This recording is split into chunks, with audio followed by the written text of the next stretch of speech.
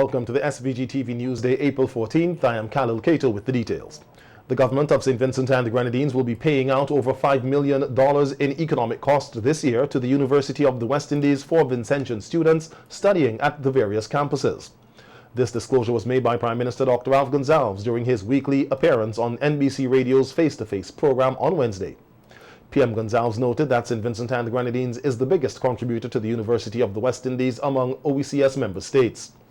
In regards to the contributions made to the open campus, PM Gonzalez said SVG also pays more than any other country within the OECS. If you look at the open campus, and by the way, that doesn't include where we pay, for instance, the medical sciences in Trinidad are funded separately, so that money doesn't come here. We have to pay that directly because that's funded by the government of Trinidad and Tobago. So additional monies we pay for that. But for all the open campuses, St. Vincent and the Grenadines pays more money than any others, the OECS, because of the number of students which we have. In 2022, Prime Minister Gonzalez assumed ministerial responsibilities for post-secondary, tertiary, or higher education. At the time, he said his passion for education is unquestionable, and this aspect of the education system is of priority to himself and the government. Parliament also passed the Education Amendment Bill, giving way for the formation of a ministry or agency to deal specifically with issues of higher or tertiary education, which is being led by the Prime Minister. Elaborating on the importance of having a written national shelter management policy and plan, disaster risk management consultant Decima Correa said that it will create standards in shelters and ensure that these standards are maintained. Correa was addressing the opening ceremony of a two-day consultation with various local stakeholders on the draft SVG National Emergency Shelter Management ESM policy, plan and strategy, which she was contracted to develop. The consultation, which wrapped up today at the conference room of the Seventh-day Adventist Church at Old Montrose, was hosted by the National Emergency Management Organization, NEMO, and funded by the World Bank under the Canada Caribbean Resilient Facility, CRF. Somebody can pull up a document and say, these are the ways in which we want things to be done, in which they need to be done. Because ultimately, we want to ensure that persons is about dignity even while you're in a shelter, but not just for the shelterees. We sometimes forget that the persons as well, who we refer to as the staff, who run the shelters, they are also just as important. Now, we anticipate that with these updated emergency shelter documents, that NEMO would have a sort of stepping stone, for want of a better word, to guide in terms of the provision of adequate emergency shelters. It will also bring information to the shelterees, and as I mentioned before, to the staff. I know sometimes we forget the staff, but without the staff, we are not going to have a proper shelters. Persons are not going to be able to function in the shelters. And at the end of the day, we are soliciting and we want very active participation by all, because we believe that, as I say, you have the information, and it is time that you let go of the information so that at the end of the day, you can be all proud of what you have done. Correa said the draft National Emergency Shelter Management ESM policy and plan is underpinned by four guiding principles, which include strengthening institutional coordination for transition. Promote an understanding of effective emergency shelter management. And this second one, I'm sure we all will agree, to strengthen the data collection, to improve decision making, and to allocate resources. 3, inclusion and public interest, strengthening institutional coordination for transition. And like every policy, we have 2 goals. In this one is to create an institutional framework to adequately manage the temporary shelters before, during, and after a disaster or an emergency. B, to facilitate inter-institutional coordination, and we heard the PS speaking about it, about the coalition of the willing.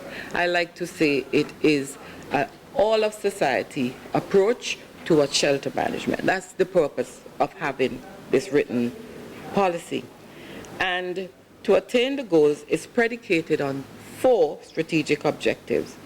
The first one is to improve St. Vincent and the Grenadines' emergency shelter management through the formulation of an emergency shelter management plan, which is a component of the National Disaster Management Plan.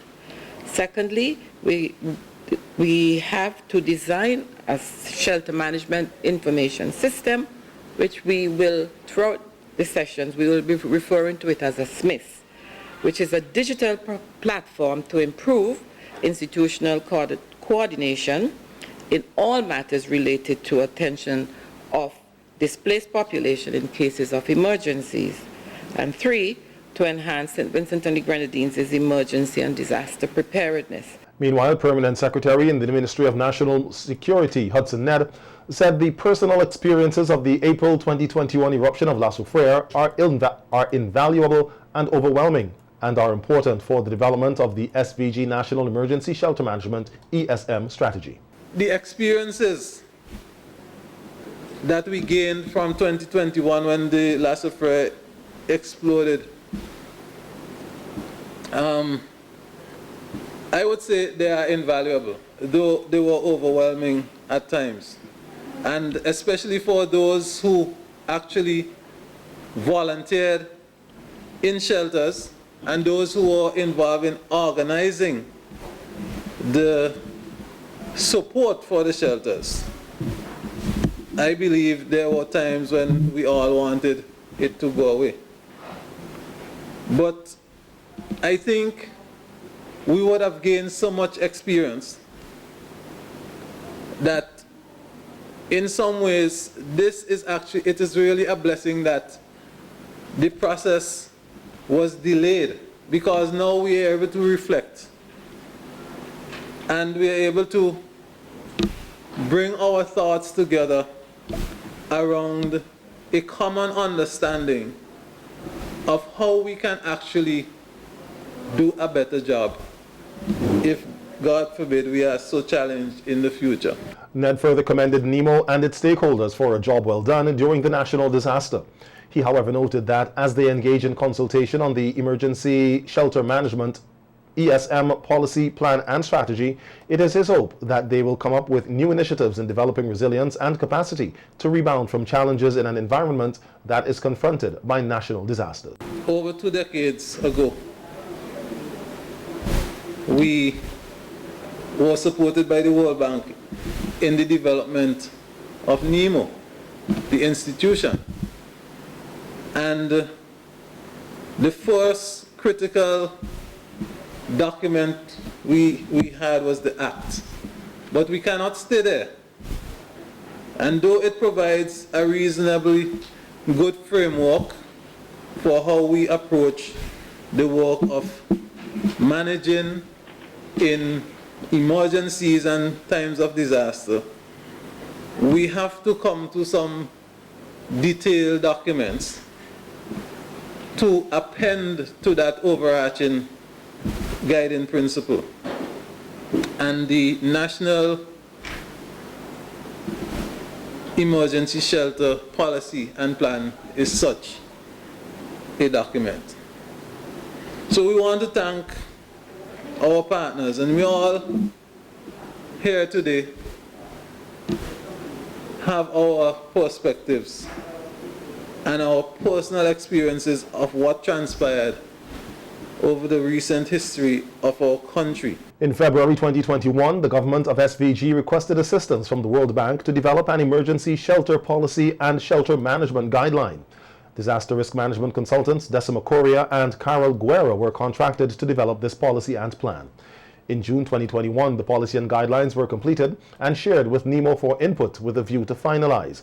However, the finalization was impeded by the response to the explosive eruptions of the La Soufrière volcano.